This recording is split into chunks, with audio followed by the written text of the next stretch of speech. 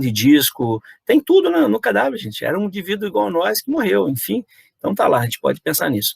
Bom, aí é importante falar, então, das cervicais, até porque eu sei que tem cirurgiões dentistas aqui no grupo, tem profissionais de fisioterapia, então, eu estou falando do pescoço, né? Então, a epidemiologia, em 2 a 3% da população é acometida disso, e 1,4 mais em relação a um homem, praticamente, não diria 1,5, mas é quase 2 para 1, mais frequente nos homens do que nas mulheres, a faixa etária entre 20 a 50 anos de idade, que tem o melhor nível social, geralmente acontece, né, porque utiliza mais, não mais o braçal, que tem mais lombar, né, genética, tabagismo é importante, a ocupação, a carga também é imprescindível para se entender, as hernias são mais frequentes, então as foraminais, né, olha a importância das foraminais, e laterais. Então, a história patológica pregressa do paciente geralmente são cervicalgias intermitentes ou dores no ombro, dor no cotovelo, uma dor especificamente no punho, tem que fazer um diagnóstico diferencial de síndrome do túnel do carpo ou umas síndromes compressivas, tá? A clínica geralmente, então, é dor insidiosa, começa lentamente, às vezes pode ser súbita a um movimento, né, cervical, trazendo sintomas radiculares com hiparestesia ou diminuição quando faz um teste. Então, nesse caso aqui, é diferenciar o trabalhador braçal, a lombalgia, com o trabalhador com nível social um pouco melhor. Então, é o professor, é o nível superior, é o professor, é o dentista, é o cirurgião, são todos profissionais que trabalham muito com pessoas, é o digitador, né?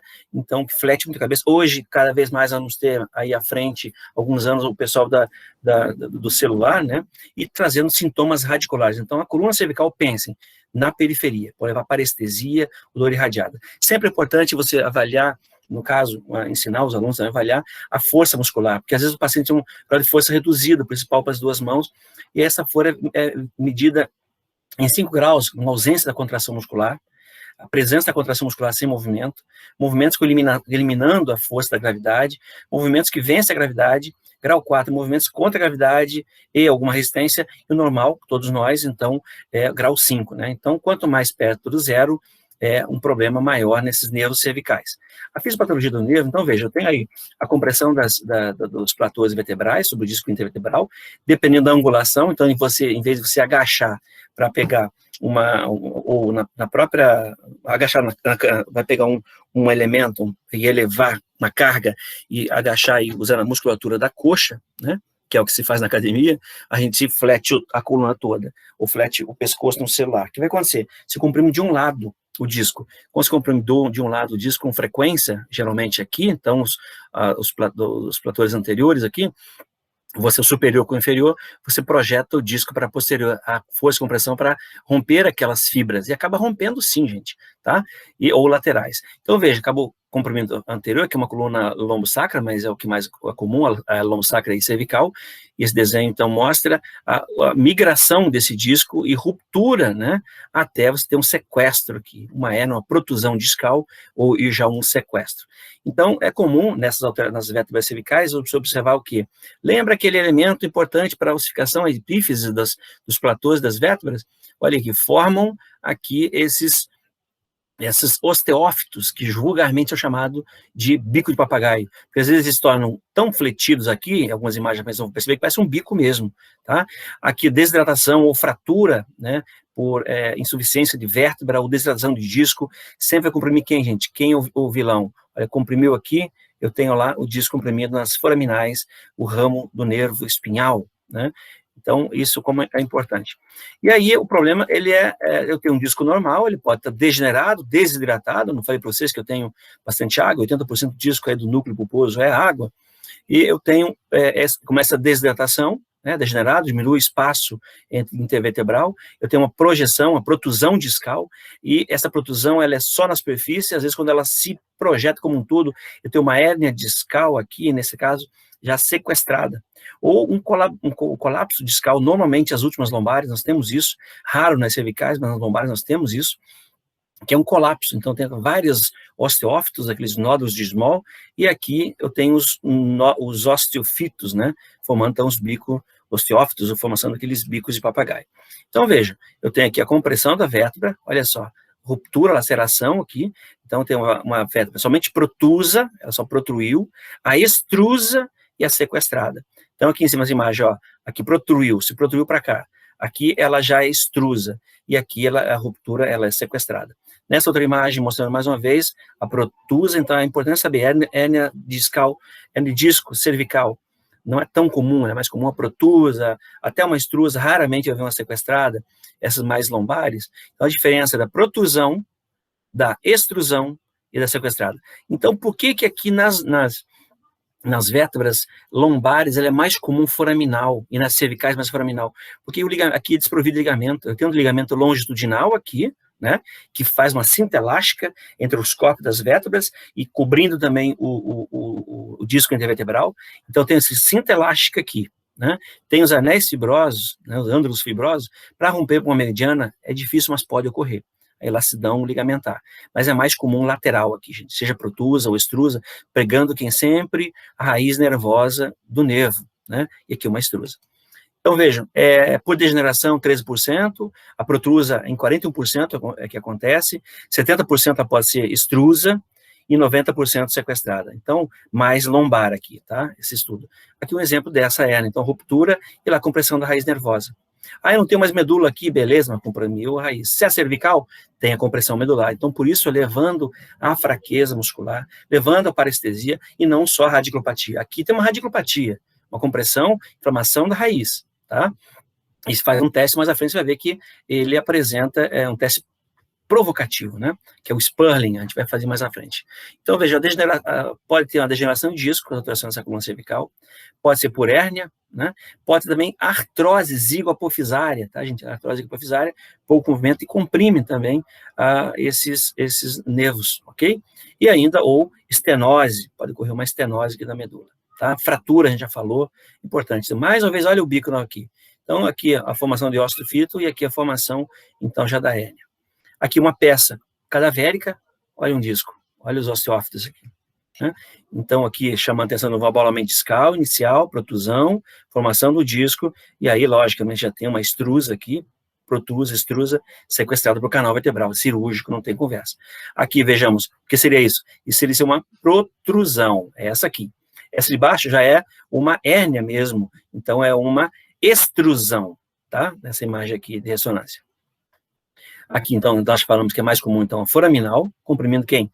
Raiz nervosa, por isso, radiculopatia. Tá? Agora, se comprime medula, aí tem uma complicação, uma emergência ortopédica. Aqui, então, são o local onde é mais comum as hérnias, né? Mas lembrando que a topografia, essa classificação foi criada, veja, lá do corpo, canal vertebral, seria uma hérnia na zona central, seria uma central. Aqui uma hérnia subarticular seria uma paracentral. E aqui uma foraminal seria essa zona foraminal. Então a vértebra, na ortopedia a gente tem isso, na radiologia, então a zona central, a zona lateral está na altura dos juncos aqui, os processos articulares, no pedículo eu vou encontrar então a foramina, a região foraminal, a zona, e a extraforaminal. Então geralmente acontece mais aqui, tá? Nessa região foraminal, ok? Então, isso é imprescindível para se entender as hérnias, né? Então, falando em hérnia cervical, veja, como é muito comum aqui nessa região C5, C6, C6, C7, hérnias, tá? Então, C6, C7 é mais comum, mais para a mediana seria bem aqui, para a mediana, aqui chama de central, central para central, né? E aqui a foraminal, então, que é mais comum, então, também na altura de C6, C7. Isso é importante que vocês tenham em mente, tá? Aqui as alterações que podem trazer, como falei para vocês, os osteófitos, né? A artrose pode também comprimir também, não somente o nervo como a artéria aqui, a vertebral, ok? E, então, olha só, uma artrite, né? Ou um pensamento é a hérnia que já falamos. Bom, imagem de disco de vértebras aqui, esse é o famoso bico, olha só, bico de papagaio. Então, uma hérnia já extrusa com a formação do osteófito. E às vezes acontece em vários pontos da coluna, levando uma coluna de bambu, muito comum idoso. Então, são essas pontinhas ósseas que a gente vê na radiografia. Você vê que essa vértebra aqui está totalmente diferente das outras. Ela está desidratada, o disco também. Aqui o espaço intervertebral está reduzido, aqui está aumentado. Uma radiografia simples. Olha o forame aqui intervertebral das C6, C7. As outras, os juncos aqui, já tem uma oncoartrose, está reduzido. Esses pontos mais esbranquiçados, uma oncoartrose. E aí comprime nervo, tá? Olha o bico de papagaio aqui. Veja a vértebra cervical. Lá que a altura aqui é de novo, vamos lá, C5, C6, mais ou menos na metade da coluna cervical, né? Então vejam, olha um bico papagaio. Isso pode alterar o mecanismo de deglutição, né? Olha outro bonito aqui. Então são osteófitos, Olha como o espaço aqui está aumentado, aqui reduzido. Forame, aqui já lombar, né? Mas forame espinhal, aqui já praticamente ocluído, aqui sumiu, já fusionou, né? Então, olha aí a imagem, por que bico papagaio. Bom, as imagens são importantes, que são mais claras em ressonância. Então, T1, né, ressonância, T1, T2, o que é T1, T2? T1, gente, é uma gordura que aparece brilhante. A gordura é brilhante, tá? Alta intensidade do sinal, então, é ideal para a anatomia das partes moles, ok? Então, seria qual? Seria essa outra aqui, seria mais esbranquiçada. A T2, né, você tem água e líquidos, aparecem relativamente escuros. Então, baixa intensidade de sinal. Líquidos e patologias, tumores, inflamação e disco. Então, vejam, olha só que legal isso aqui. Então, esse aqui é T1 ou T2, gente? Seria, não é? T2, né? Observem aqui as várias protrusões lombares. Isso aqui é uma hérnia, então, protrusa. Disco está protruso. Olha ele aqui, num corte axial. Nessa outra imagem, nós podemos observar a extrusa. Então, uma protrusa e uma extrusa aqui. E olha aqui, praticamente agora, essa é o quê? Mediana, central. Olha aqui onde é o desenho esquemático. Então, e um grande risco dela ser, então, sequestrada para o canal. Hérnia migrada ou sequestrada, olha lá, migrou, essa aqui é uma sequestrada, ou também chamada de migrada. Emergência cirúrgica, retirar a tendência, você conseguir resolver, olha lá aqui, resolver os, deixa eu colocar a luzinha aqui, estava ruim, você não vê, aqui, ó, tá? E você voltar os movimentos. Então, aqui é importante observar sempre a coluna de Dennis, né? Olha só, coluna de Dennis anterior, aqui a posterior, a média, que seria essa aqui, dos juncos, e a posterior aqui são fraturas. Olhei a linha, então está alinhado, está alinhado, está alinhado, não tem fratura.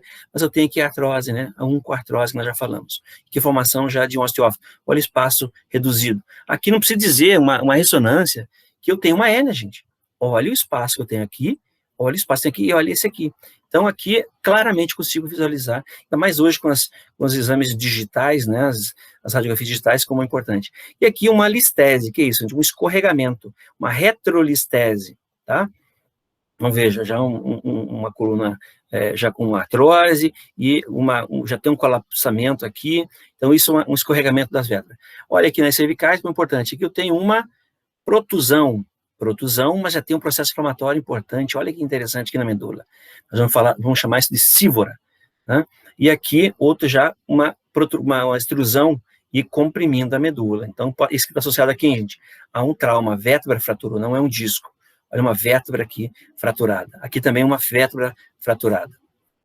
Muito bem, e aí a lesão está aqui, irradia para a periferia, né? Então, essa é a radiculopatia, a famosa radiculopatia. Na radiografia, a gente pode ver o paciente, então, o paciente da bucomaxila ou da odonto, vai para com problema de deglutição, tá ruim para deglutir, tem uma bola na garganta, essa bola constante, faz uma radiografia, olha o que vocês encontram aqui, gente. Uma disfagia secundária por compressão desses osteófitos gigantes aqui. Ou às vezes tem uma massa mesmo aqui, né, no retrofaringe. Então, uma retrofaringe, olha um abscesso aqui. Aqui outra imagem, formando a coluna de bambu, gente. Isso altera aqui a respiração, inclusive. A deglutição, muito, né? Veja, tem uma coluna de bambu. Em outro caso, essa outra coluna de bambu aqui, já uma anquilose, né? Uma anquilose, então, já toda sem movimento. E esse paciente deve sentir muita dor. Novamente aqui, um T2, olha, T2 aqui aparece um T2, gente, mas a água, né? E a gordura é branco, então escuro, olha lá, protusão. Aqui, extrusão. E um teste muito simples, né? Fez uma radiografia, você faz um teste de compressão aqui, ó. Então, veja, se eu tenho alteração vertebral, eu não tenho um osteófito ali comprimido nervo, então eu vou provocar essa dor. Eu comprimo a cabeça e lateralizo. E aí, se a dor ficar local, tem uma osteoartrose, uma mancoartrose, e não está comprimindo a raiz. Se eu comprimir e essa dor irradiou para o membro, para o ombro, já é o suficiente. Eu tenho uma radiculopatia aqui. Então, esse teste simples, que depois eu faço esse outro, que é de distração, que é, então, mão na mandíbula, com um movimento lento, e no hospital traciono. Então, eu vou descomprimir. Aliviou, o choquinho aliviou. Então, eu tenho aí uma radiculopatia para um exame simples, e que seria chamado, então, manobra de Sporlin, tá? Aqui, a deglutição, que eu falei para vocês, ou um abscesso retrofaringe, ou uma vértebra aqui. Então, essa disfagia, você faz o teste da deglutição, verifica se na deglutição na hora e observa uma radiografia, você vai encaminhar esse paciente para uma radiografia digital, dá para ver até a parte de partes moles aumentada e caminhar para o especialista. E também a coluna cervical é importante para um teste da artéria vertebral, que a gente chama de Dix-Alpike. O paciente fica deitado na borda, na margem aqui da maca, ele inclina a cabeça, se roda para um lado, roda para o outro, para saber se existe uma síndrome vertebral aqui, vértebro-basilar, por compressão, e pode levar a tontura. Então, às vezes, um desequilíbrio, né? Tonturas constantes, vertigens. Tem senhoras que tem essa artrose, vão pendurar uma roupa no varal, faz esse movimento, ficam tontas e até caem e fratura o colo. Então, chega pela fratura do colo, eu diagnostico que a criatura tem. Como é que caiu? Eu tenho que saber o mecanismo do trauma e eu descubro que ela tem uma hérnia, tem uma alteração, uma artrose, uma alteração de coluna degenerativa que comprime a artéria. Olha como é importante conhecer então, a anatomia. E outro testezinho é o sinal de Lermite, né, para verificar, aumenta a pressão. Então, aqui seria mais para região, estudo medular. Assim como o Naff-Ziegler, outro teste importante para ver se tem dor lombar. Se faz uma compressão das jugulares por 10 segundos, né? O paciente fica com a face ruborizada e aparece dor na região, porque se aumenta a pressão intratecal, lá cervical, que irradia também para aqui, tá? Assim como o teste anterior que eu falei para vocês. O Brudzinski é a mesma coisa, eu vou usar a coluna cervical, então estou fletindo aqui, quando faço flexão, aumento a pressão intratecal aqui, e na lombar como um todo, e se ele tem uma meningite, nesse caso, o Brudzinski e o Kernig, que é outro exame, você provoca, então, você vai flete a coluna cervical, você desencadeia sintomas onde acontece uma flexão do joelho. Isso é um teste positivo para uma meninge irritada. Então, posso pensar em meningite. Exame simples.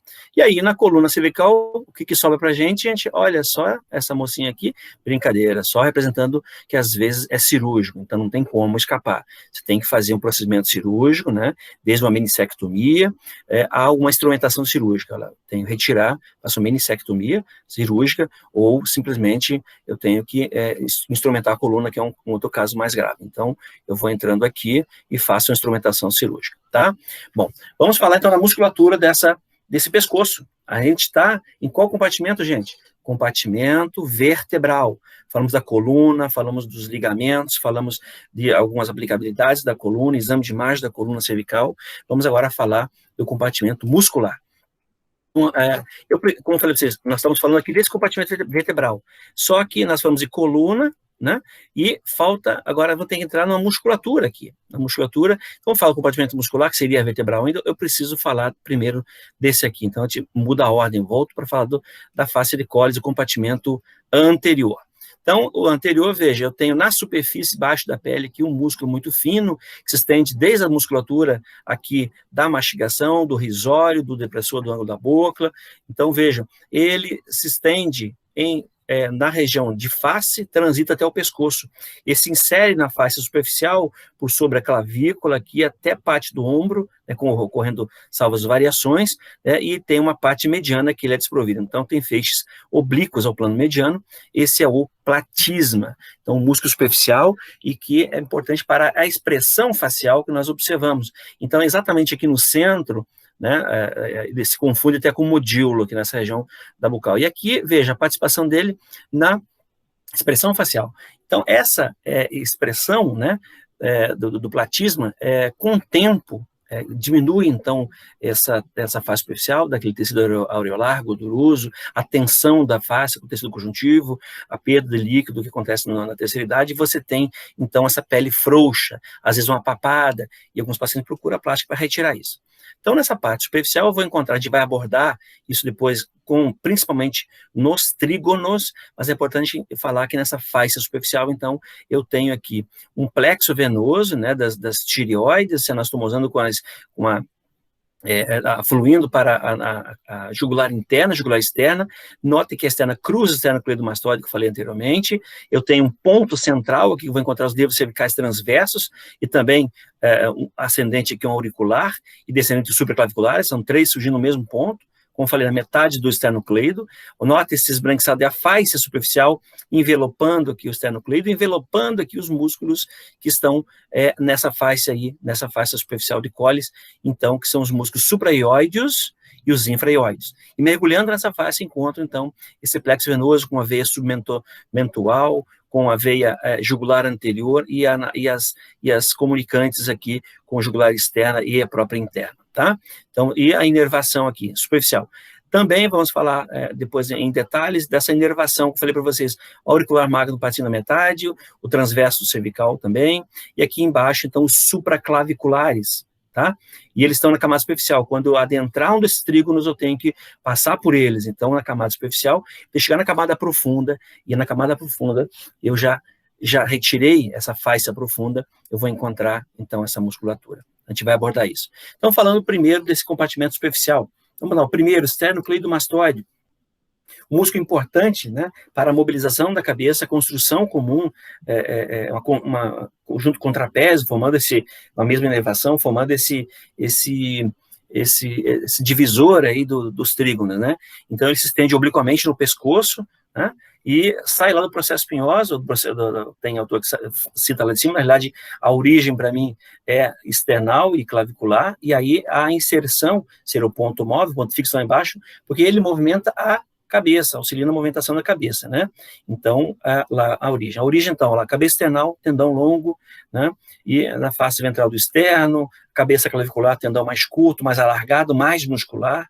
E importante falar para vocês, por conta do torcicolo congênito, já vamos falar. A inserção está lá no processo mastoide, né? E na margem lateral até a linha nucal.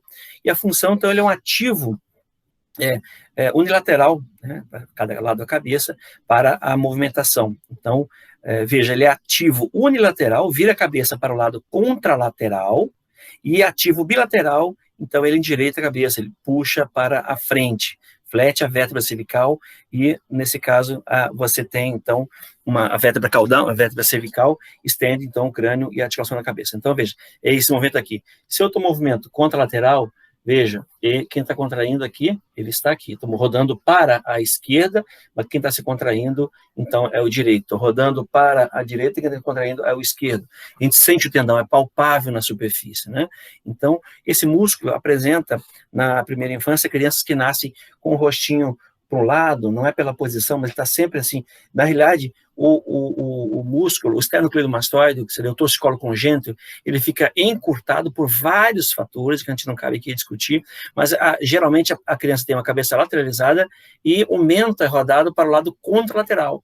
Então, observe minha cabeça. Eu estou com o mento olhando para rodando lateral e anterior, porque o músculo está o quê? Encurtado. Então, isso é um torcicolo congênito. E aí, se você descobre no início, você pode conseguir reverter, inclusive, cirurgia. E é importante, ou você vai desprender ele lá em cima, na origem, ou na inserção. Ou no meio, o pessoal tem medo, alongar as fibras, por conta daqueles feixes nervosos e da inervação. Olha ele aqui, então, gente, olha, esternocleidomastoide, né, essa origem tendinosa, aqui mais longa, a outra origem, tem uma abertura aqui importante, e aí se une formando lá a inserção, o ponto fixo, então, mastoide e occipital, aqui vocês entendem, e se confundem essas fibras com o trapézio aqui.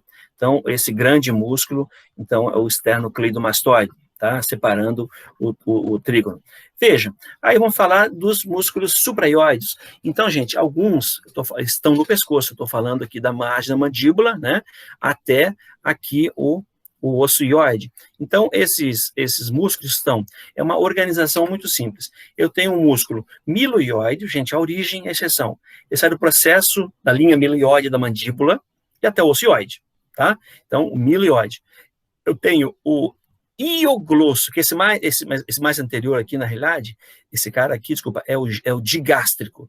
Digástrico, feixe anterior e feixe posterior, tá? Tá aqui. Ele é o mais anterior. Então, imagine você, tem um assoalho aqui. Eu tenho um cara aqui embaixo, que é o digástrico, e em cima dele, representando um desenho muito parecido, saindo do ióide, em cima eu vou encontrar o ioglosso, tá? Então, esse digástrico, o seu ventre aqui, uma trócleazinha, nos cornos aqui do ocioide, e lá acima dele, então, no plano, eu vou encontrar agora sim o músculo miloioide, sai da linha miloioide, tem uma ráfide mediana e forma um assoalho da cavidade bucal se prendendo ao ocioide, tá? Esse primeiro aqui, ok? Então, você prende a ráfide aqui do ladinho, e a função de elevar o assoalho da boca, tá? E a língua. Então, no momento da deglutição. Então, esse é o movimento dele. Já o digástrico, ele tem uma função, então, que ele suporta o miloioide aqui embaixo, como fosse umas amarrilhas, né? Então, ele suporta, porque quem vai subir, na realidade, a contração ele é muito maior que o digástrico. Então, ele faz uma elevação eventual, né, do ocioide também. Então, na deglutição, você percebe que o nosso proeminência, ela sobe, mas indiretamente você não consegue perceber, mas o ióide, eventualmente, é elevado. Então, ele eleva esse assoalho da boca, ele faz esse movimento aqui, ok? De uma cúpula. O estiloióide é esse outro cara lateral aqui, sai lá do processo estiloide ao ocioide. É importante que ele vai migrar, nós vamos falar mais à frente, ele suporta também o miloióide, são dois músculos que suportam, né? Ele vai servir de trajeto para a gente encontrar depois alguns nervos aí, ok? Na dissecção. O estiloióide, então, já falamos dele. O genióide, então o genióide está profundo aqui, gente, ele está exatamente nesse plano, saindo aqui do ocioide, só que acima do miloióide e vai prender lá no osso, na língua, no glosso, né? Então, é o ioglosso, ok? Então, é o mais profundo, ok? Que nessa imagem não aparece aqui. Então, o último aqui que nós falamos, desse genióide, ele suporta, então, o miloióide, já falamos. Agora, os infra. Então, dos supra são, gente, o decoreba, osso ióide. Então, tem digástrico, sai lá da espinha geniana, processo aqui do corno, cria um tendão, o ventre posterior, o digástrico, aí depois eu vou encontrar ele suportando quem? O miloióide, do lado do ventre posterior eu vou encontrar o estiloióide, isso é de estiloide ao ióide, depois eu tenho um assoalho, né, que se encontra numa ráfia, que é o miloióide, da linha miloióidea, como um assoalho, como fosse um diafragma, né, e acima dele eu vou encontrar, muito no plano aí do digástrico, eu vou encontrar então o ioglosso, tá? Bom, aqui nós temos, então, agora os infraioides. Eu vou encontrar, e esses outros é abordado mais na cabeça e pescoço, tá? Então, aqui os inferiores, notem vocês que eu tenho, começa o esternoioide, é esse primeiro, que é a margem mais medial, né, desses músculos, né? O mais medial dos músculos, então, esternoioide. Depois eu vou encontrar o homoioide, deixa eu confundir, esternoioide, essa margem cranial, a origem dele, desculpa, deixa eu fazer até uma confusão aqui, ele tem dois feixes, cadê o externo? É isso mesmo, esternoioide. Então, a origem, salada da margem cranial, é o inverso, eu estava trocando, margem cranial da cartilagem costal, né, da primeira cartilagem costal, aqui embaixo, se prende aqui embaixo, e na face também interno do manúbrio e externo, e a cápsula articular do externo clavicular, só porque ele é chamado, então, porque é um músculo, ele sai daqui, mas ele prende a mercocel também, e ascende até o ocioide, ok? Inserção lá, então, na margem inferior do ocioide, puxa o ióide para baixo, né? Já o esternotireoide, então, esse agora, ele vai chegar até aqui, ele está de baixo, ó, esse outro cara aqui, ele está de baixo, e, então, é face interna da cartilagem costal também, a mesma coisa do anterior, do esternotireoide, só que ele se insere aqui na cartilagem tireoide, por isso, então, esternotireoide. O outro era esternoióide, tá? Então, o mais superficial é o esternoióide, debaixo dele, esternotireoide, tá aqui, e depois existe o tireoiode, para ficar nessa ordem. Então, aqui, superior, um extrato mais inferior, e a continuidade da inserção do esternotireoide vai dar origem ao tireoióide. Então, é da tireoide com o ocioide. Vejam, então o movimento deles é tracionar, nesse caso aí o esternoióide, ele traciona o ióide para baixo, né? O esternotireoide agora, ele puxa a laringe para baixo, né? E o tireoióide, ele aproxima o ióide da laringe, ok? E isso é importante para ajustar, então, quando o esternotireoide, ele acha uma posição da laringe entre o externo e o ióide. O homoióide, então, esse último, que está também superficial, são os mais superficiais, né, dos infraioides, é esse cara aqui, sai lá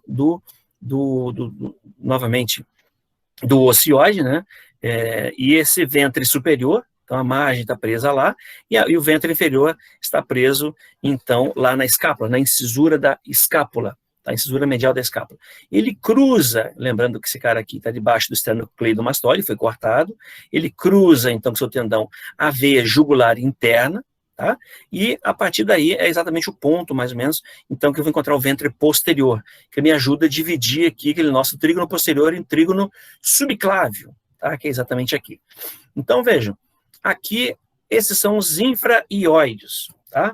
Os músculos que acionam. Então, num corte axial aqui, veja, eu estou no nível de quem, gente? Isso aqui é uma vértebra, isso aqui eu diria que seria na altura das pregas vozes da laringe, tá? Aqui, ó, eu nem tinha lido, C5, C6, mais ou menos a imagem, tá? Então ele se encontra aqui embaixo. Quem é esse cara aqui? Eu posso dizer, gente, que são os superficiais. O esternocleidomastoide aqui, mais laterais. Aqui eu vou ter o externo tireoide, externo ióide e baixo externo ióide, tá? Então fica mais fácil, ok? E é dessa musculatura facial. Aqui dá para ver exatamente essa face, muito bonita. Então aqui já falamos deles, né? Notem que a margem, então, do externo ióide, né, ela vai me ajudar a palpar quem? A glândula tireoide. Eu consigo identificá-la aqui na superfície, somente o istmo dessa glândula tireoide. Às vezes, aqui, quando eu vou fazer uma abertura, uma cricotirostomia, eu posso encontrar um lobo piramidal aqui, lesar a tireoide. Mas entre o lobo piramidal e a vida, eu estou com a vida, né? Então, a gente aborda geralmente aqui. E como são superficiais essa abertura aqui, é sem cinzura? Vejam, aqui eu tenho o risco de lesar a epiglote, com certeza, né, nessa membrana tireoide, nesse ligamento, membrana tireoide, que eu sei que tem um pecíolo que prende a epiglote aqui, mas aqui embaixo não, aqui eu estou abaixo, gente, abaixo das pregas vocais. Eu posso, de antro para posterior, enfiar o bico da caneta Bic aí e salvar uma vida. E lateralmente, então, temos músculos cricoides e nós vamos falar mais à frente, tá? Então, essa é uma vista anterior. Uma vista agora um pouco mais profunda, agora está entrando na camada mais profunda, eu encontro o músculo escaleno anterior, médio, posterior, e tem o longo do pescoço. Então, vejam, aqui eu estou encontrando nessa porção cervical, e tem lá em cima os subhospitais ainda, tá? Então, já que falei deles, não está aqui no esquema, mas vejam, eu tenho aqui um oblíquo e um reto, né? Então, a gente vai falar mais à frente. E aqui a musculatura, então. O primeiro lateral, o escaleno mais anterior, né? O escaleno mais anterior, ele se prende, está aqui, ó, se prende a primeira costela, né, junto com o médio, somente o terceiro tem a origem da segunda costela. Então, o escaleno anterior e médio, primeira costela, escaleno posterior, segunda costela. Escaleno mais anterior, né, no plano, então, ele tem essa origem aqui, e se prende lá no processo transverso da terceira, quarta, até a sexta, é variável aí, até a sexta vértebra cervical. Aonde, gente? No corpo da vértebra e logo abaixo dos processos, desculpa, dos processos transversos dessas vértebras, dos processos transversos, tá? Das vértebras. E a inserção, como já falamos, na primeira costela, então a função dele qual, gente? Então, nessa coluna vertebral, então, ele eleva a primeira costela, auxilia na mecânica da respiração mais forçada, né? Então, então é um músculo da respiração. O escaleno médio, ele tem a mesma origem, logo à frente, nessa primeira costela também, insere no tubérculo posterior, agora dos processos transversos, voltando do processo transverso, esse tubérculo posterior, da terceira à sétima vértebra cervical, que nós podemos observar aqui, ó, tá? Olha só, está ele aqui. E a função dele, então, ele flete a coluna cervical, né? Então, ele flete para o lado, lateraliza a coluna, tá? O escaleno médio. O escaleno anterior, ele puxa a primeira costela. E ele também eleva a primeira costela. Então, ele eleva a primeira costela e puxa a cabeça lateralmente. Já o escaleno mais posterior, então, ele tem origem na segunda costela, né? Se prende ao processo transverso da quinta à sexta. Então, ele é menor, né? Agora, os mais importantes para a gente aqui, e a função dele, na realidade, então ele flete a coluna também para o lado. Então, o escaleno médio e posterior auxiliam na lateralização da cabeça, na flexão lateral da cabeça. O anterior, e puxa a costela, primeira e segunda costela. O anterior só puxa a primeira costela. Já, por sua vez, então, esses músculos, eles são importantíssimos, e a inervação vem direto do plexo cérvico-braquial aqui, porque eles têm uma relação importante com o plexo braquial. O escaleno anterior e o médio, eles acabam tendo duas proeminências na primeira costela, que a gente estuda na osteologia do tórax, e vejo que eu vou ter um sulco aqui para a artéria subclávia, né, passando aqui, e também para o plexo braquial, onde aqui eu separo, então ele está separando os troncos superior, médio e inferior dos nervos espinhais. E logo abaixo começa aquela dança dos feixes nervosos formando o plexus e os fascículos, né? Então, veja, esses músculos eles são mais anteriores, são superficiais, eu tinha falado que era, mas estão na camada profunda, camada vertebral. Aqui eu consigo visualizar Então, agora logo abaixo, o reto da cabeça, né? Tá aqui em cima, esse curtinho, processo transverso da segunda vértebra cervical, da massa lateral da Atlas, da primeira da Atlas, né? Esse aqui, o reto, então, e é na base do crânio, lá em cima daquela membrana faringo-basilar, né? Então, dos dois lados. E eu vou encontrar, então, esse reto da cabeça, se encontra aqui lateralmente, e eu vou encontrar esse cara aqui, então, a porção oblíqua, e uma porção reta, ou curto e longo, assim como traz na nómina. Então, logo abaixo, eu vou encontrar agora o músculo longo da cabeça. Então, o longo da cabeça é esse cara aqui, sai lá da base também do crânio, da faringa, da membrana, na realidade, o processo, ele sai lá da base do crânio, isso, e também do processo transverso da Atlas, né? E exatamente do tubérculo anterior do processo transverso da terceira à sexta e da vértebra vertebral. E prende-se, então, lá na faringo basilar do crânio, a sua inserção. Ele sai daqui e insere lá. A função é fletir a cabeça para frente, então auxilia na flexão anterior, flexão da cabeça, tá? E não da extensão. E o longo do pescoço, então, ele tem um processo transverso das vértebras aqui, que estão aqui, processo transverso da quinta à sétima vértebra cervical. Nos corpos dessas vértebras também eu tenho uma origem dele, e tubérculo anterior da Atlas, prende lá em cima, tá? Aqui, ó, nessa imagem dá para ver claramente, ok? Esse cara aqui. Então, ele vai se prendendo aqui, depois nos corpos e cá embaixo nas últimas vértebras cervicais, tá bom? Então, ele tá é o músculo mais íntimo, eu diria, aí da coluna vertebral, então, auxilia principalmente a flexão da cabeça anteriormente, né? E gira também a cabeça para o lado ipsilateral. Então, esses músculos são profundos do pescoço. A gente vai encontrar esses músculos mais na camada profunda, e não os escalenos, que também na camada profunda. Tá? Aparecem nas superficiais, mas estão na camada profunda, ok? Então, são os principais do pescoço. Aqui uma imagem bonita, mostrando tão claramente, agora, esses caras, o reto da cabeça, aqui, os dois, e o reto anterior e esse reto lateral, que eu não tinha comentado, então, da faringo basilar, o processo transverso, e também lá em cima. E aqui nós temos o longo da cabeça, né? Se prendendo os processos transversos, né? Logo abaixo eu vou encontrar os escalenos, então, dos mesmos processos transversos desse longo de cabeça. Então, eles se comungam por um tendão conjunto, praticamente aqui. Então, o escaleno anterior, o escaleno médio e lá o posterior. E aqui um ponto importantíssimo, que a gente possa ter uma costela cervical, eu posso ter uma variação do processo transverso, eu posso encontrar, então, um desfiladeiro torácico aqui, desfiladeiro cérvico-torácico. Eu tenho aqui um plexo cervical, com artéria, comprimir, e alguns testes da superfície eu consigo identificar que eu tenho uma compressão nervosa aí, que eu tenho desfiladeiro cérvico-torácico, tá? Então, e aqui, nessa margem anterior, o músculo longo do pescoço. Então, ele é anterior aqui, e lá o longo da cabeça lá em cima, ok? Então, uma relação importante. E aí, uma coisa que é importante, às vezes o pessoal ignora, né? Então, é esse desfiladeiro cérvico-torácico, um conjunto de sintomas membros superiores, que, deixa eu tirar isso aqui, vou ficar com muita atenção aí, membros superiores decorrente de uma compressão de feixe vascular aqui nessa região, né? Vasco nervoso, plexo braquial, artéria e veia. Então, o limite dele, vejam, do desfiladeiro anterior é o complexo manúbrio-clavicular, a manúbria e a clavícula são anteriores. A primeira costela, então, é lateralmente em todo o eixo. O posterior, então, a coluna vertebral cervical. É mais comum no sexo feminino, 3 casos para 1, e 20 a 50 anos de idade que você identifica. E tem três partes, né? Nós chamamos, então, do trígono, espaço interescalênico, né? O espaço costoclavicular, né, que a gente fala ainda, e depois esse aqui faz parte do membro superior, que é um espaço menor, que é o peitoral, subpeitoral. Então, o desfiladeiro, na maioria dos livros, trazem, né, e ignoram dessas 3 classificações. Na verdade, não, e eu falo somente dessas 2. Então, vejam, vamos ao trígono interescaleno. Então, quem forma ele, na verdade, margem posterior do escaleno anterior, a margem anterior do escaleno médio, né? Então, são as 2 margens. E aí, a primeira costela, eu tenho aqui, passando a subclávia, e aqui o plexo braquial. Então, esse é o interescalênico.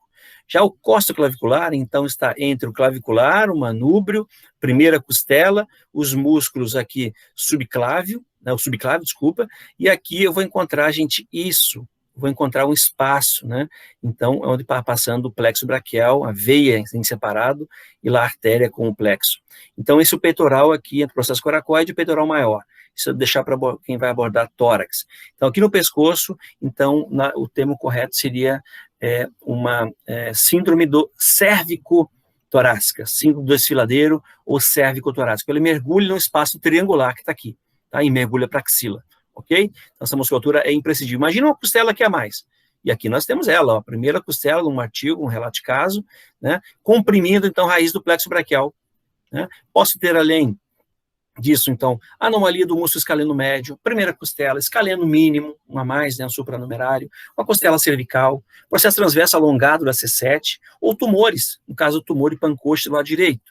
Então, veja, comprime aqui, terminação nervosa, pode dar uma radiculopatia nessas regiões, conforme os nervos cutâneos, e também atrofia. Estão vendo aqui a região tenar atrofiada, em maior aumento, olha como está atrofiada aqui, né? Então, quem neva? Nervo que sai lá de cima, lá o nervo ulnar, lá em cima do plexo braquial. Tá? Uma mão simiesca aí, ok? Veja, olha a primeira costela aqui, ou uma rudimentar, né?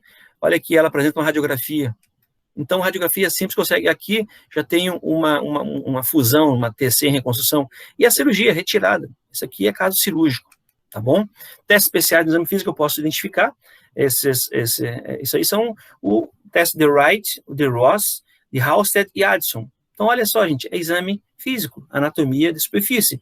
Quando se faz, então, o teste clássico de Adams, onde o examinador está atrás do paciente, então eu palpo aqui a artéria radial, né, estendo esse membro e o paciente olha para o outro lado. Então, quando ele faz isso, estou pensando que a artéria vai diminuir o pulso. Isso é um teste de Addison, tá?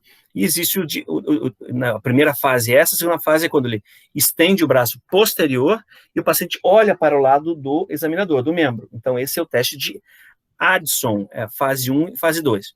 Existe o Wright, que é muito parecido, onde eu palpo a radial, o paciente mantém a posição, eu só faço uma elevação do braço, né, e uma rotação posterior, ok? O teste Ross, então eu aumento, aqui seria essa flexão do braço e do cotovelo, e faço compressão aqui em cima, então eu comprimo também a musculatura, comprime a artéria, diminui o fluxo, ou fica pálido aqui.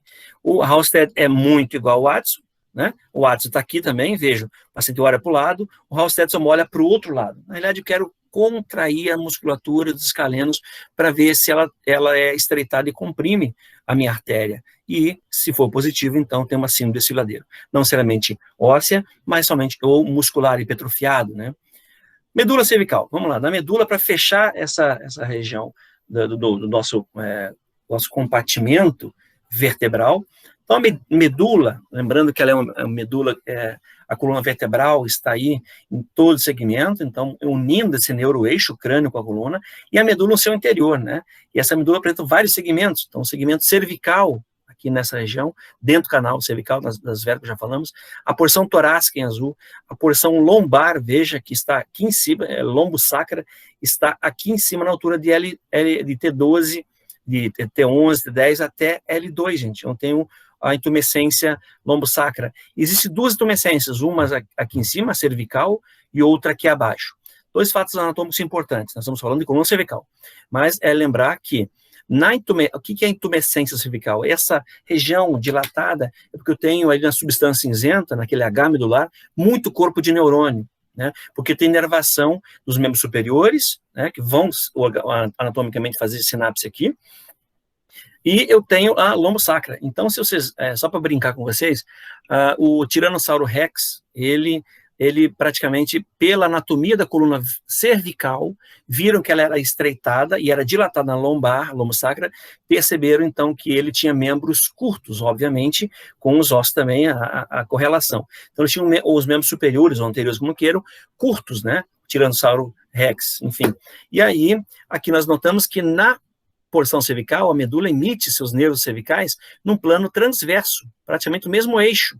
Não tem uma adaptação que ocorre, porque a medula, na vida pré-natal, ela preenche todo o canal raquidiano. E aí, com a criança lá para o terceiro, quarto mês, começa a crescer muito crescer muito o locomotor, né, distender muito, então a medula vai se adaptando, porque ela tinha toda ela no seu plano transversal.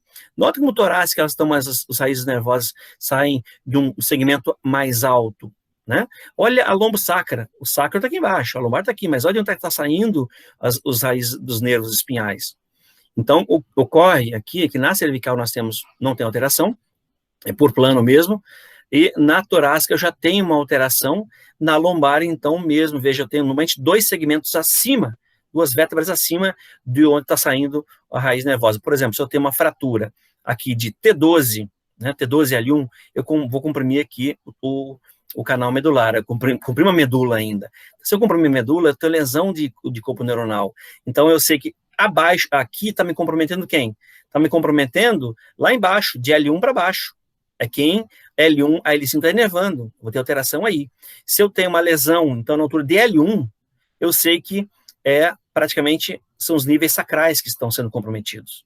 Entendemos, então, como essa adaptação da coluna é importante. Mas voltando para a cervical, veja, o primeiro nervo cervical, nós temos aí 8 nervos cervicais para 7 vértebras. Por quê? O primeiro nervo cervical sai lá da base do crânio, sai acima de C1, da Atlas. Então, é nervo C1. É muito comum, às vezes, confundir. Eu tenho 7 vértebras cervicais, mas abaixo da 7ª está saindo o nervo. Então, todos os nervos cervicais, né, saem abaixo do nível vertebral, que está intervertebral, né? Então, quando estou falando de C8, ele está saindo abaixo de vértebra C7, porque o primeiro está lá em cima, tá? Nervo craniano, ok? Então, forma o plexo cervical. E a intumescência cervical aqui tem pouco. Se comparar a intumescência lombar com a cervical, ó, o desenho não mostra isso, mas ela é maior aqui, por quê? Tem muito neurônio, porque eu tenho feixes nervosos mais espessos do que esses feixes nervosos cervicais. Eu tenho uma massa muscular aqui reduzida, então, por isso, aqui vai inervar no membro superior uma massa reduzida. Já a lombar, veja a massa, compare o braço com a coxa e o antebraço com a perna.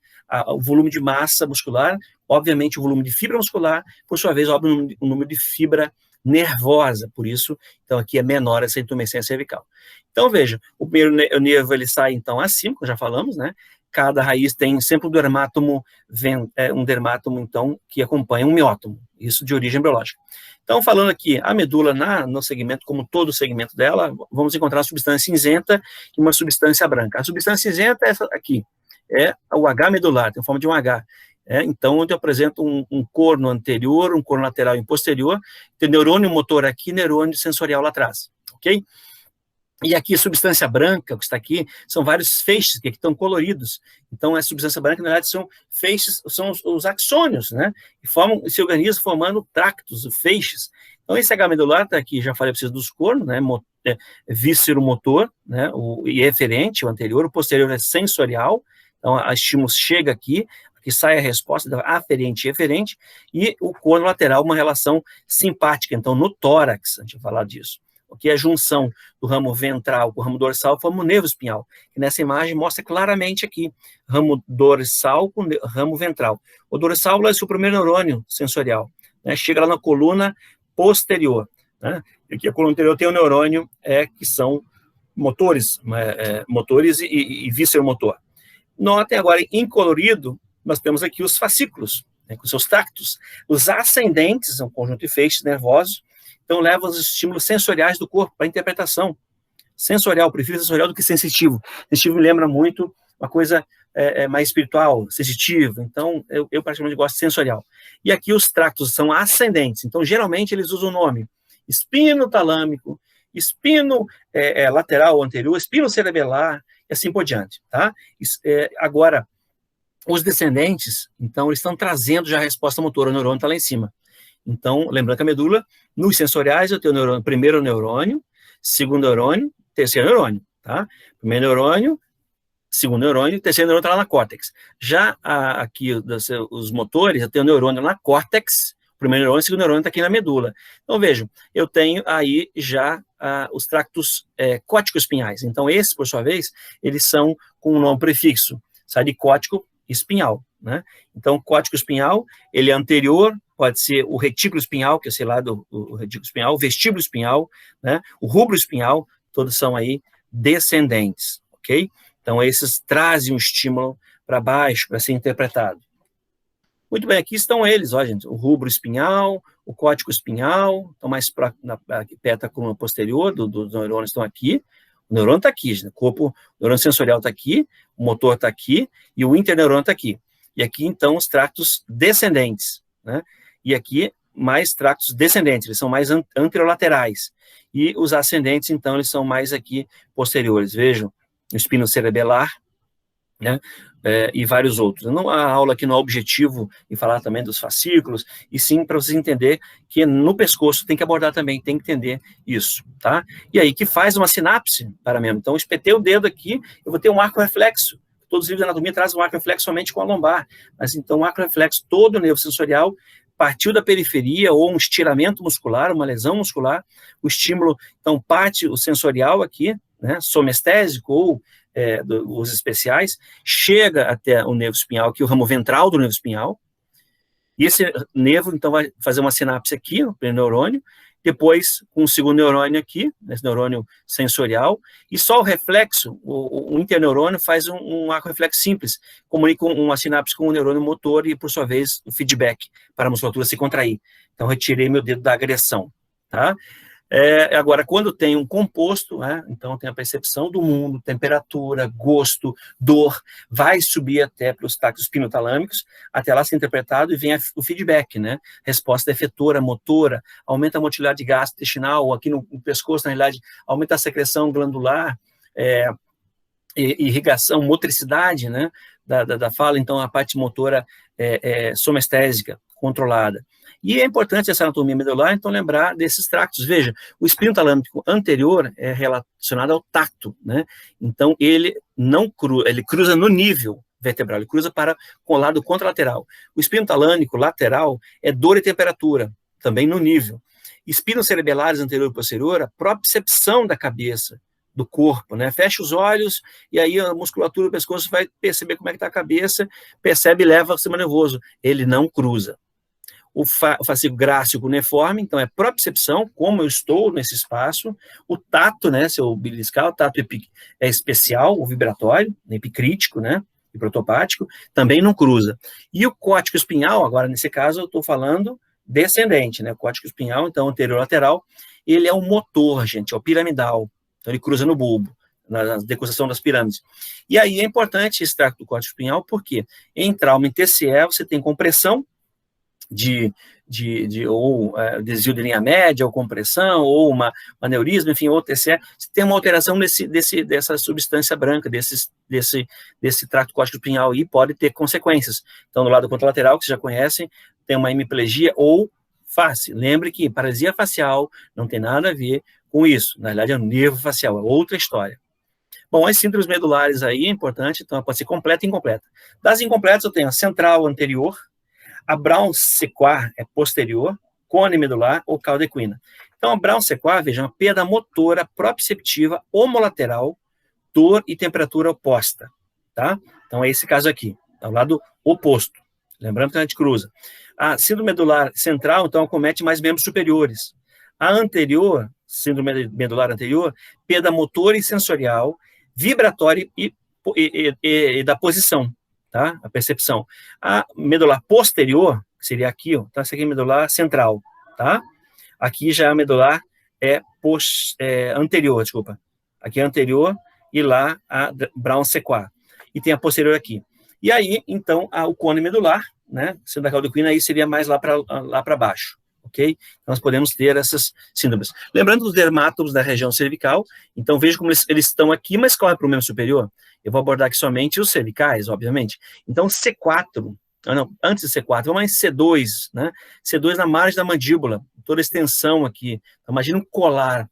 O colar, ele é criado a partir da C2, C3, C4, um colar cervical. Então, aí eu tenho o dermátomo desses nervos. Já o C4, então, é o clavicular, né? Pega toda a região supraclavicular aqui. O C5, ele pega a região peitoral, o ombro, e desce para membro superior, tá? Então, o deltoide, importantíssimo. E C6, radial, aqui embaixo, olha só, C5, o C6 vai ser o radial do antebraço, e o C7, dedo médio, C8, dedo mínimo, ou o 4 e 5º quirodáctilo, tá? Então, eu tenho o T1, é o ulnar do antebraço, tá? Que aparece aqui, ó. E esse T1 então, aqui agora, note o T1, o primeiro T1, por que o indivíduo sente dor, a dor do infarto agudo do miocárdio, uma dor reto-external, que irradia para a região cervical, um aperto no pescoço, uma sensação de sufocamento, com uma dor irradiada para membro superior no dermátomo do nervo ulnar? Porque o T1 está participando aqui, gente, tem uma conexão nervosa do plexo braquial, tá? Então, os dermátomos são importantes aqui, essas dores aqui, aquelas radiculopatias, porque está mostrando o dermátomo do nervo, a região que tem aí a lesão nervosa ou o disco intervertebral, enfim, tá? A avaliação motora. Então, é importante avaliar a motricidade, né, do membro superior. É só observar, gente, olha só, C5 é importante, flexor do cotovelo. Então, porque ele leva aqui em bíceps. Eu tenho a C6, a flexão do punho, né, os flexores. C7, extensão do cotovelo, né? C8, flexão dos dedos, olha aí, gente, flexão dos dedos. E T1, abdução dos dedos, tá? Então, agora, veja, aqui nessa imagem do neto é muito legal, e tem alguns reflexos que a gente testa, né? O bíceps, o bíceps braquial, o bicipital, tem o estilo radial, que essa imagem não mostra aqui, o tríceps, tem o estilo radial que a imagem não mostra, mas também testa. Então, esse é 5. Sinais motores de fraqueza, músculo deltoide, consegue fazer o quê? Flexão do braço, a abdução, né? O bíceps é testado, ok? E aí há uma alteração de sensibilidade aqui, parestesia no deltoide aqui, ok? E C6, desculpa, flexão do bíceps braquial, desculpa, aqui era do deltoide, o C5 é deltoide e o C6 é o bíceps braquial, estou testando o C6. Então, o reflexo do bíceps aqui, ó, estou vendo o C5, mas eu quero ver a força, ok? E aí, o C6, ele vem até onde, gente? Até o dedo polegar, então, o dedo imprescindível para identificar C6, nervo radial. C7, a extensão, né? Extensão antebraquial, então, do deltoide, do tríceps. Então, estou testando com o tendão, então, é o reflexo tricipital. E lá eu pego, geralmente, coloco o segundo, o terceiro dedo, mas é o terceiro dedo aqui, é o C7, está aqui, o dedo mais próximo, mais específico, assim, como o C6 é o polegar, aqui, então, é o radial, o 3, o dedinho safado, ele é o C7, e metade, e sobretudo o último dedo, ele é de C8, e testa os músculos umbilicais, aqui, então, a abdução dos dedos, interósseos, desculpa, né? E aqui não foi mostrado, mas no C6, o estilo radial aqui, vejam lá, C6, eu faço um teste, então, aqui é reflexo estilo radial. Então, C5, C6, C5, C6, C7 e C8, ok? Então, não tem C8, C5, C6, C7, tá bom? E é importante o T1 aqui, voltando à imagem, só, para testar a sensibilidade mais tórax, da dermátomo. Então, o nível vertebral, vamos lá, novamente. Eu tenho aqui na altura das vértebras C5, ele vai dar origem ao motor, ao deltoide e o bíceps, tá? Então, o reflexo é o bicipital aqui, tá? Coloco o dedo lá e dou uma pancadinha com o martelo. Sensibilidade é lá, deltoide, tá? O nível C6, então C6, motor é o bíceps e o extensor dos dedos, tá? Extensor do punho, radial, longo e breve do carpo, desculpa, extensor do carpo. Reflexo é o C6 aqui, aquele reflexo estilo radial. E então se dá aquela marteladinha e consegue uma extensão do punho. E a sensibilidade, então, C6, principalmente o polegar. C7, o motor é o tríceps, né? O músculo, então, está dizendo, o tríceps e os flexores do punho, e os tensores dos dedos, tá? Então, e o reflexo é o tricipital aqui, onde ele faz, então, a extensão, ok? A sensibilidade específica, então, o terceiro dedo. C7 também, vejam, olha aqui, nível neurológico C8, a vértebra C7. Então, entre os dois aqui, entre C7 e T1, o nível neurológico C8, então os músculos interósseos, né, que fazem a abdução e abdução aí, e os flexores digitais, ok? Então, o reflexo não existe e a sensibilidade é C8, principalmente o último dedo, ok? T1 seria no cotovelo. E T1, então, especificamente aqui no dedo, não tem motor, o motor seria, desculpa, só os músculos interósseos participando, então C8 e T1, e não tem reflexo, a sensibilidade aqui no cotovelo e face medial do braço. E aí o teste para verificar isso, que eu falei para vocês já, o Sperling e o distração. É importante falar da lesão nervosa? É importante. Então, vejam, eu tenho uma classificação de Sidon, neuropraxia. é somente uma lesão, compressão nervosa, aí, então é uma neuropráxia, é somente uma disfunção da lesão, né?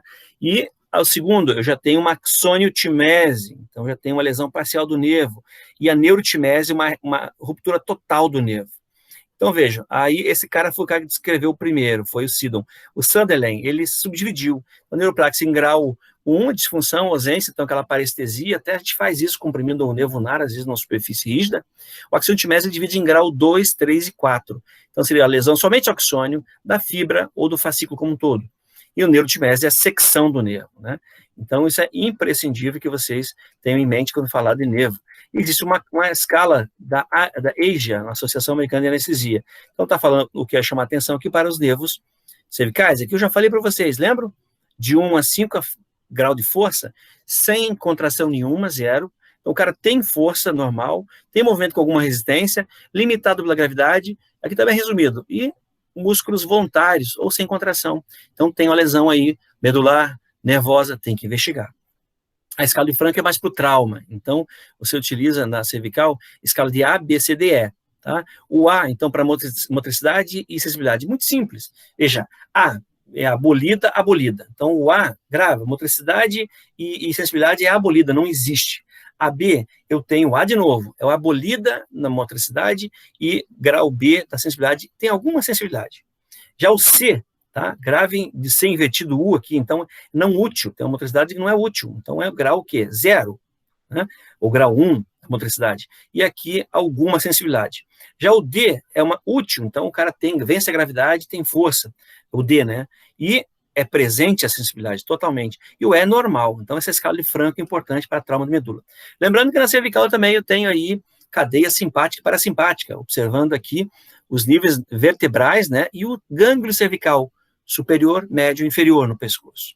Tá? E o vago, na realidade, transita pelo nervo vago só. Então, ele vai transitar desde o pescoço, né, tórax, abdômen, e há quem diga na literatura que ele segue pelas fibras vasculares dos nervos até o pé. Isso explicaria o canal de medicina chinesa e o canal do estômago.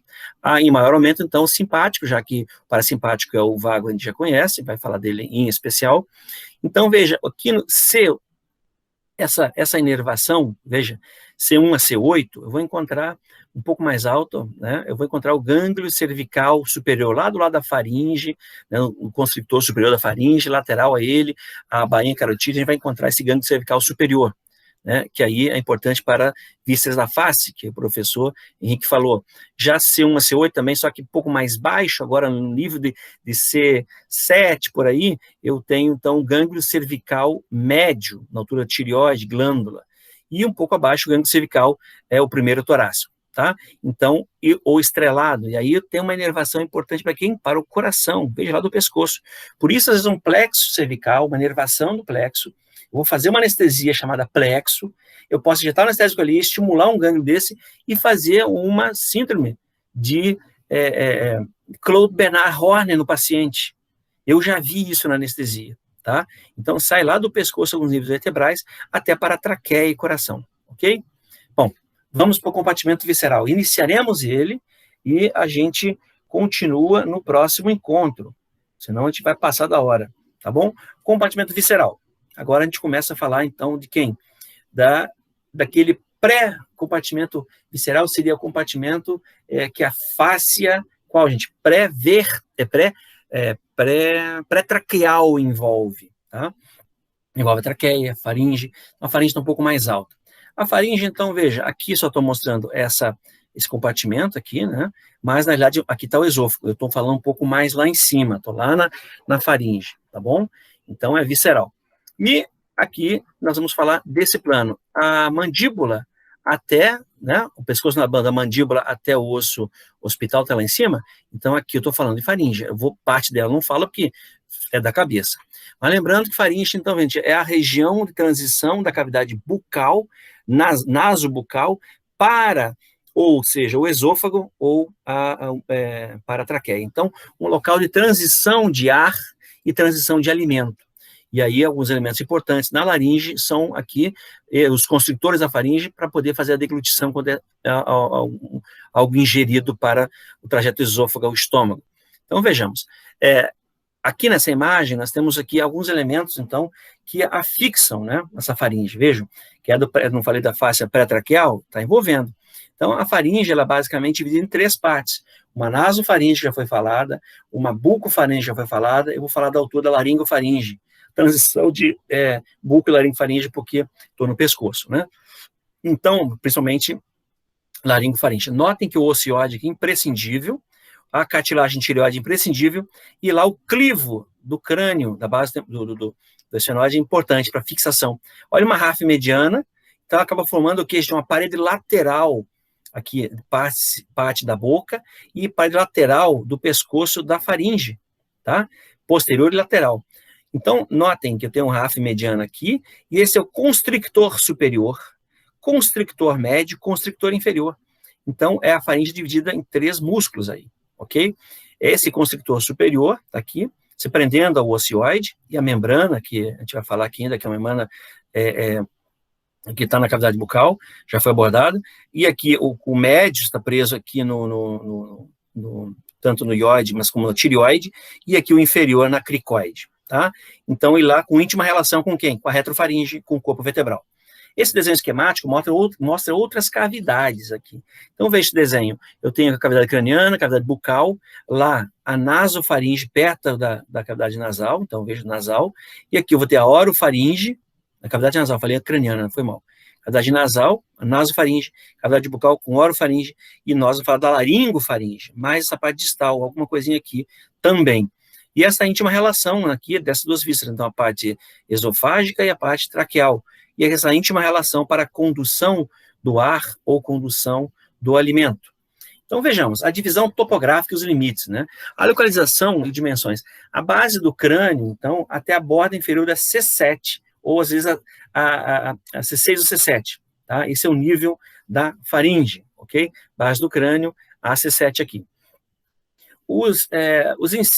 Dos incisivos, né? Dos incisivos até ao esôfago, então tem mais ou menos 14 centímetros, para chegar aqui embaixo, né?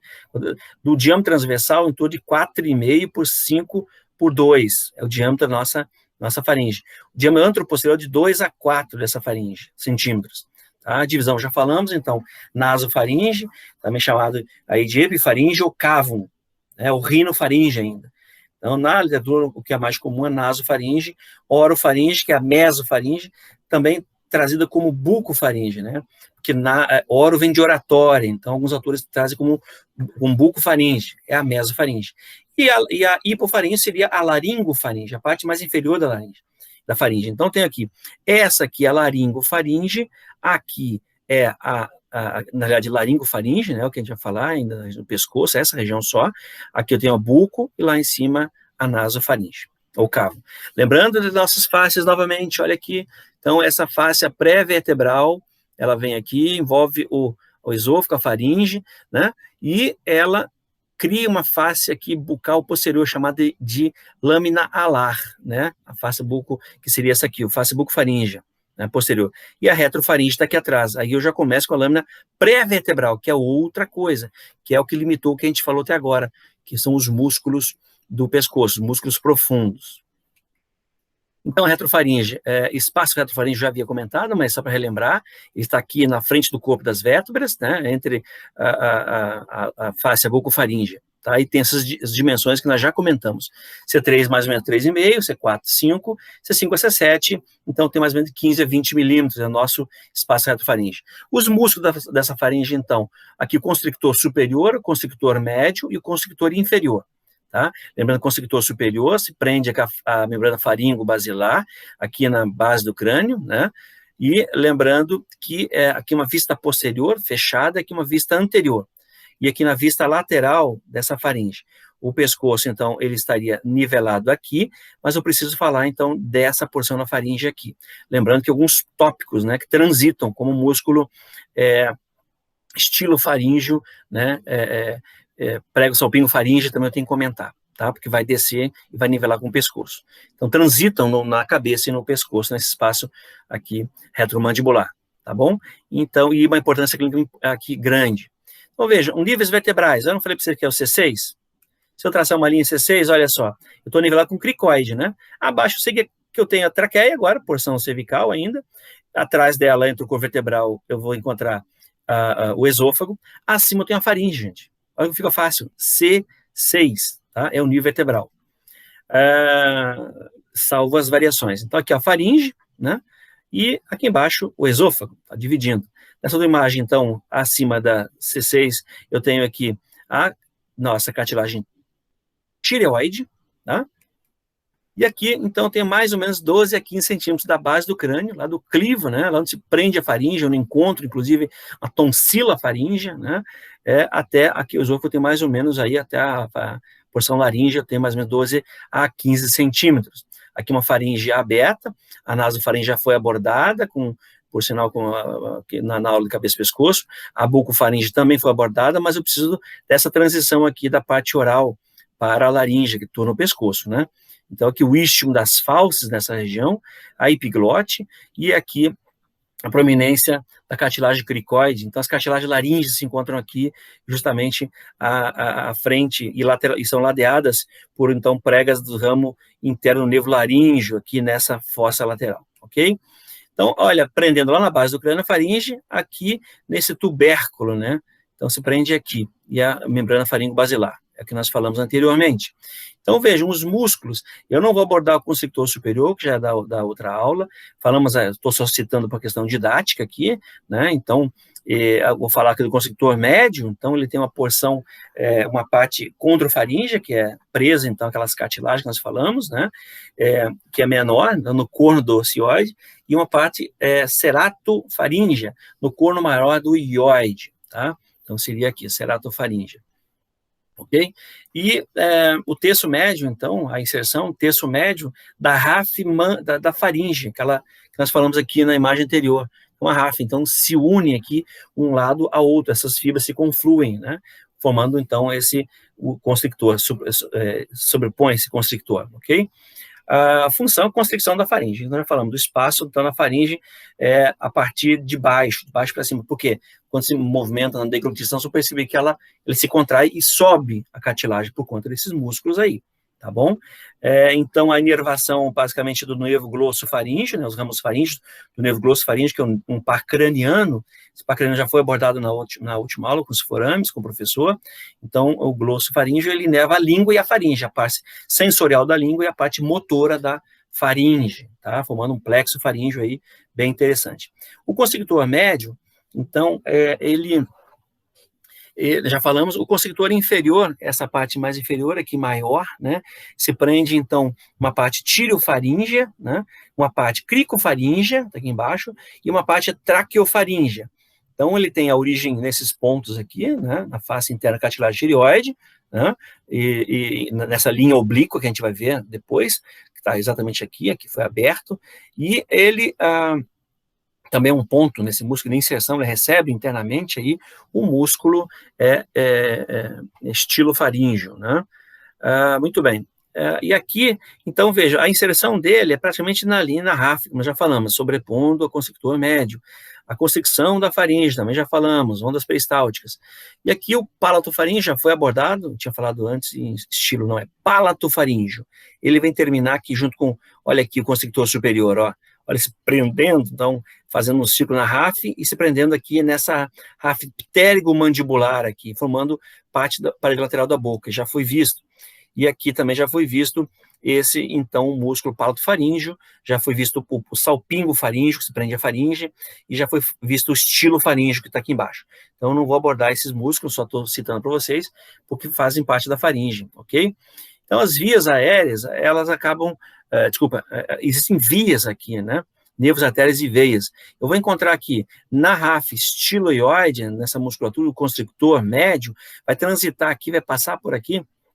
Então, nervos, vasos, aqui também ramo do laríngeo recorrente, né, laríngeo superior, laríngeo recorrente aqui por baixo, para chegar na laringe, para chegar nessa região da faringe. Então, eles transitam no constrictor inferior, o recorrente, acima do constrictor inferior, né, que aí seria o laríngeo superior, e lá alguns ramos que vão para a boca, vasculares e nervosos aqui, também do nervo que transita aqui fora no plexo, que é o glossofaríngeo. Essa imagem mostrando, então, à esquerda aqui, a posição desse esfíncter palato-faríngeo, né, da membrana aqui ptérigo mandibular, e aqui o estilo mandibular. Notem os 3 pontos, constrictor superior, o médio se fixando aqui no ióide, no ligamento estiloióide, né, e vejam, e confluindo para a RAF, que é essa aqui. Já o inferior se prendendo, e também aqui no corno do dioide. E já o inferior se prendendo, então, na cartilagem tireoide, né, naquela linha oblíqua, cartilagem tireoide, também parte do corno aqui, e na cricoide, formando, então, esse constrictor inferior. Nota que essas fibras são oblíquas. E aqui percebemos uma região frágil, formando um losango, né? É uma região chamada de trígono, que seria mais alta, é frágil porque tem só uma camada circular, trígono de Lamier, ou de Killian-Lamier. Nós vamos falar depois, é importante esse trígono aqui, faringoesofágico, tá? Então, voltando aqui ainda, já falamos aqui a porção interna, já foi comentado também. Então, como transita um músculo lá da cavidade bucal até aqui embaixo na faringe. Nesse caso, palatofaríngeo. Só lembrar, gente, aquele sufixo faríngeo, ele vai prendendo na faringe, tá? Internamente, né? Logo abaixo da mucosa. Então, na dissecção, tem que cuidar esses feixes musculares aí, ok? E entre esse palatofaríngeo, tem 2 pregas, que é visível se abrir a boca, né? Tem 2 pregas, uma prega, que é chamada, então, palatoglosso e palatofaríngea. Então, essa palatofaríngea é o músculo palatofaríngeo, né? E aqui, a palatoglosso está aqui na frente, do palato à língua. Cria uma fossa tonsilar enquanto a tonsila palatina. Então, a gente vê abrindo a boca praticamente essas 2 pregas musculares, principalmente a posterior, e aqui preenchido por, lógico, revestido por mucosa. Então, perceba aqui nesse corte mediano, observando ainda o constrictor, ok? Aqui, então, já foi falado, essa região está revestida agora de mucosa, né? E, voltando só uma imagem, que aqui, aquele músculo, salpingo faríngeo, lembram? E aqui o tensor do véu, então, formam aqui essas pregas, aqui ao redor da tuba, né? Olha aqui, o ósseo da tuba auditiva, ou antiga de Eustáquio. Essa região é importante, a região cervical, com a porção bucal ainda aqui, do Planck no crânio, veja, um anel linfático imprescindível, que é o anel linfático de Waldeyer. Então, eu tenho aqui a tonsila faríngea já abordada, a tonsila palatina, nós vamos encontrar aqui então a faríngea, eu tenho a tonsila palatina aqui e a tonsila lingual. Entre elas existe um vasto, rico emaranhado de ductos, de vasos linfáticos, né? E que de um para outro eu chamo de aferente, daqui da faringe para, por exemplo, aqui para a tonsila palatina, vou chamar então de aferentes que chegam na palatina, que saem dela, são eferentes, importante, criam um grande anel linfático e que associa, gravei que vocês em vermelhinho, malte, né?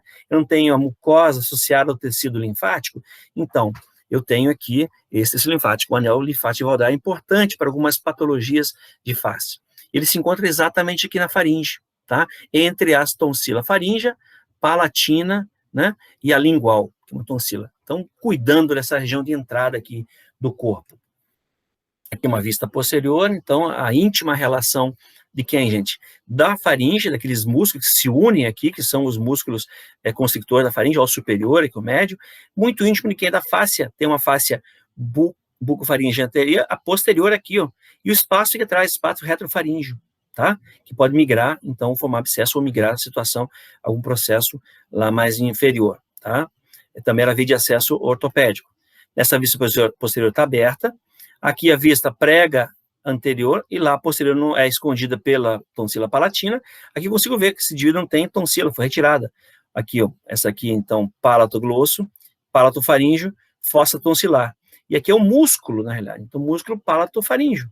Lá atrás, a faringe, então, a porção constrictor médio, essa parte posterior aqui de faringe, bucofaringe, ok?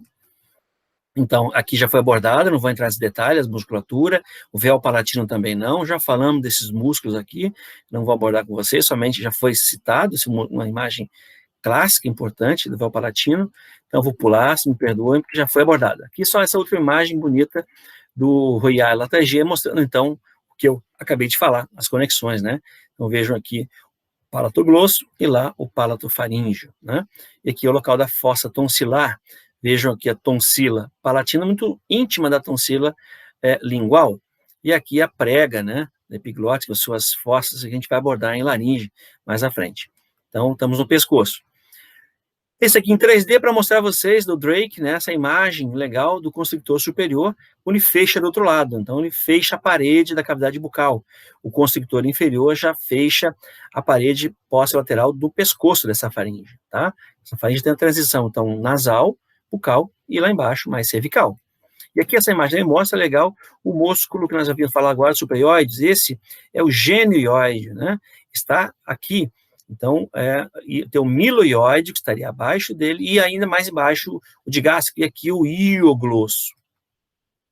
O mecanismo de deglutição acontece com uma fase oral, que é levantamento da língua, já foi abordado com vocês. A fase oral aí, então, ele comprime o palato mole, esse alimento chega, está na região da bucofaringe agora.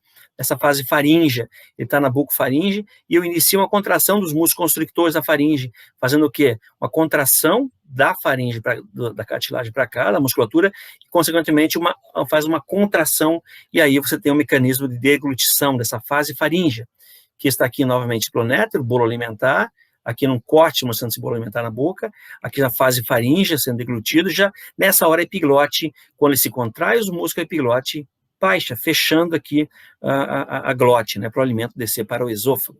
Então, a fase faríngea nesse outro esquema, de novo, já passou a epiglote, fechou, ela já está no esôfago, e a onda contrátil, aqui ainda tem o músculo estriado esquelético, primeira parte do esôfago, depois tem o músculo liso, tá bom?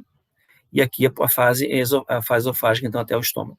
Mesma coisa que o desenho esquemático, que é legal do Netter, mostrando quando você eleva, os constrictores sobem, traciona a laringe, o alimento empurra essa epiglote para baixo e o alimento escorre lateralmente.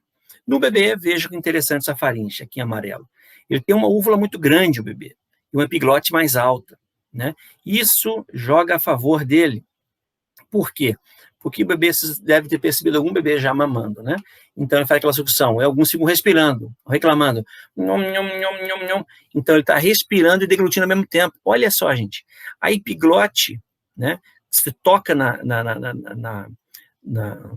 na úvula, fechando, e há um escorregamento lateral aqui para o esôfago, então ele respira e mama ao mesmo tempo, e alguns esganadinhos que mamam muito, às vezes podem até sofre uma sensação de engasgo, né, tosse bastante, e aí desceu o leite. E como outra coisa importante, é muito curto aqui, então o osteofaríngeo que está aqui nessa imagem, está muito próximo, então se vem muito leite, às vezes pode ter leite entrar no osteofaríngeo da tuba auditiva e levar uma otite, né? Otite aí pelo leite, tá? Otite pelo leite, pode acontecer. A irrigação, né, a vascularização da faringe, então acontece pela carótida externa, né, que seus ramos da carótida externa, rama faringe ascendente, tireoide superior, então eu tenho aqui, veja, a tireoide, aqui está a tireoide inferior, né, eu vou ter, tireoide superior que está aqui, né, tireoide superior, e tem uma faringe ascendente, tem uma que não vai aparecer aqui, com os ramos da facial, também irriga aqui, e da maxilar. Elas acabam se anastomando, formando um circuito fechado. Então, carótida externa, que vem da carótida comum, aí abre em faringe ascendente, tireoide superior, facial e maxilar. Alguns raminhos que vêm desses que irrigam a faringe, tá? Agora, a drenagem, existe um grande plexo aí, pterygopalatino, né? Esses plexos mucosos mais profundos, submucosos profundos, drenam, então, para um canal ptericoide, essa região aqui, e para as veias pterigoides que estão aqui, essas veias, e por sua vez drenam, então, ou para as veias faciais, recebem também lá a temporal, e aí formam aqui uma artéria, uma veia chamada retromandibular. Essa retromandibular, ela recebe alguns exames, ela deixa um ramo aqui, junto com outra fluente, né, que se unem aqui, e formam a jugular externa, que está aqui à frente do esternocleidomastoide. A interna está lá mais profunda, e na face superficial está a externa. Então, atravessa a fáscia, essa externa aqui. E a retromandibular drena para a jugular interna. A jugular interna recebe, então, essa retromandibular, uma tireoide superior, recebe uma tireoide em plexo, tireoide inferior aqui, tá? Superior, média inferior. Então, jugular interna, ok? E a drenagem linfática da faringe, então, acontece posterior por linfonodos retrofaríngicos, então, eles aqui, ó, em todos os planos, né, os retrofaríngeos, que se comunicam com os laterais, que são os jugulodigástricos, né, estão do lado da jugular, e do músculo digástrico, então, por júgulo digástricos, né? E anterior eu vou encontrar aqui alguns, então, que são a anterior inferior, então, associada à drenagem da laringe e dos jugulares profundos, então, mais inferiores aqui. Então, essa faringe é drenada aqui pelos júgulos digástricos, principalmente, mais anterior, então, para os jugulares profundos. A inervação da faringe, ela é sensorial, motora e sistema nervoso autônomo, né? Então, e aí a sensorial acontece pelo nervo vago, como nós falamos, o laríngeo recorrente, né? Eu tenho o laríngeo superior e inferior, o trigêmeo, a nasofaringe, então, a nasofaringe tem o trigêmeo, o ramo faríngeo, que é com o gânglio ptérico-palatino, ou de Bock, né? E o nervo glossofaríngeo, que nós já falamos, para a orofaringe, né? Então, a parte sensorial. A parte motora, então, tem o plexo faríngeo, que é o glossofaríngeo, o vago e o acessório, né? Então, o acessório é o 11º par, eles transitam nessa região, e o sistema nervoso autônomo tão importante, que eu já falei para vocês, do gânglio cervical superior, que ele estaria por aqui, tá bom? Então, essa é a inervação. Nessa vista posterior, chama a atenção, já foi falado, então não vou abordar, já foi falado também, já abordamos. Aqui, importante, então, a entrada, gente, olha só, o constrictor superior, constrictor médio, não era um ponto de entrada, falei para vocês?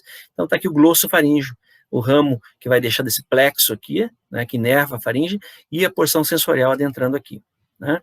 Aqui mostrando, então, um espaço faríngeo lateral que tem, eu tenho o retrofaríngeo, que eu falei, e tem um lateral também. E aqui a glândula parótida, então mais lateralmente essa imagem não contempla. Então percebam como o espaço aqui é grande, uma parede, faringe tonsila aqui, né? E aqui na frente a parótida. Laringofaringe, então estamos numa pressão mais baixa. E aqui eu preciso falar da faringe ainda, o constrictor, na realidade aqui tem o inferior, né? Olha que grande que ele é, se unindo à RAF, e desse ponto aqui importante, que eu falei para você, o trígono de Lamier, o Killian Jamison Lamier.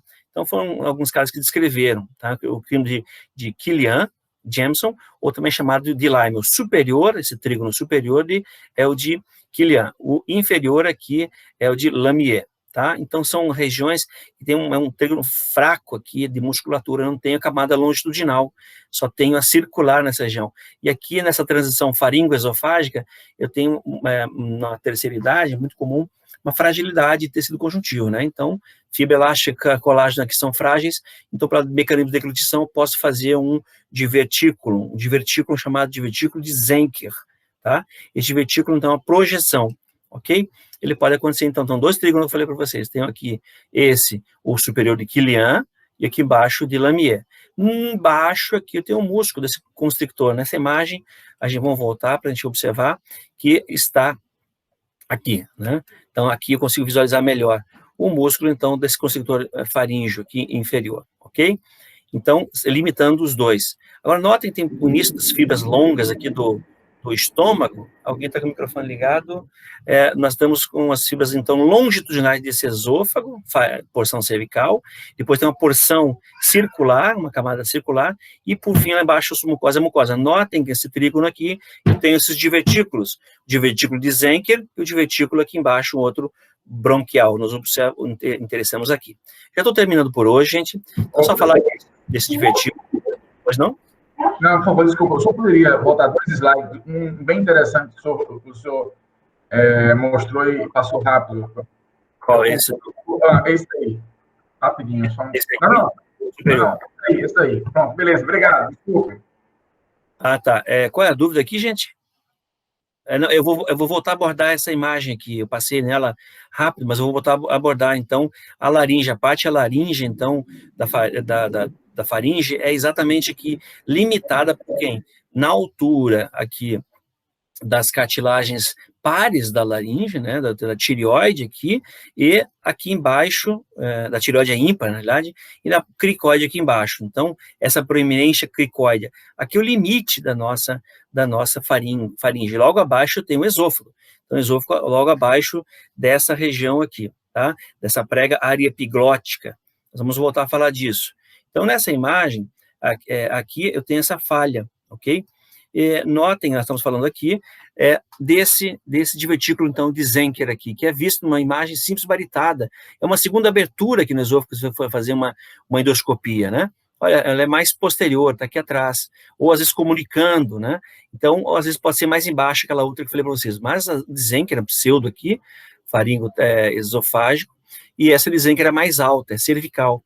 Então, inclusive, encontramos um caso de um paciente, onde o doutor Túlio, que é um colega nosso, anatomista, e o professor Carlos Chagas, e nós orientamos, junto com mais o professor Rafael Cisne e o Lucas, orientamos esse trabalho, foi publicado, então, o divertículo Zenker, que o Túlio encontrou. Olha a traqueia aqui, olha o esôfago aqui, o que é esse aqui atrás? Aquela outra abertura, né? Então, aqui é um divertículo de Zenker. E aí, a projeção aí dessa região da hipofaringe, né? E formando isso aqui, gente, olha que grande que é, olha as dimensões aqui desse divertículo. E então, pode ocorrer, é o divertículo Zenker, um alemão anatomista e patologista. Aqui em maior aumento, opa, está em maior aumento agora aqui, então, o divertículo, tá? Pode ser feito num exame de imagem. Isso tem que fazer uma correção cirúrgica.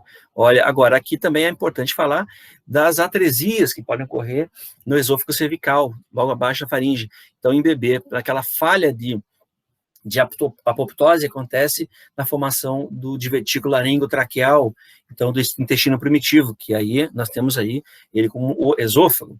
Então pode ocorrer, então, uma das falhas é essa, uma atresia do esôfago cervical, e tem N variações, né? Uma atresia com uma membrana e uma porção do coto inferior na traqueia. Isso, a primeira mamada, o bebê pode broncoaspirar. Existem várias outras variações, mas essas são as principais, então o esôfago aí é importante. Olha, nessa região também a radiografia é importante identificar, isso é comum aí os dentistas, né?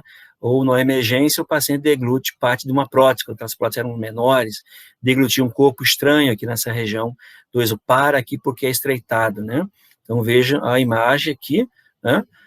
Ou moeda, podemos encontrar, o osso de galinha, então geralmente o cartilagem, o osso peixe, né? Pode prender aí e parar na emergência.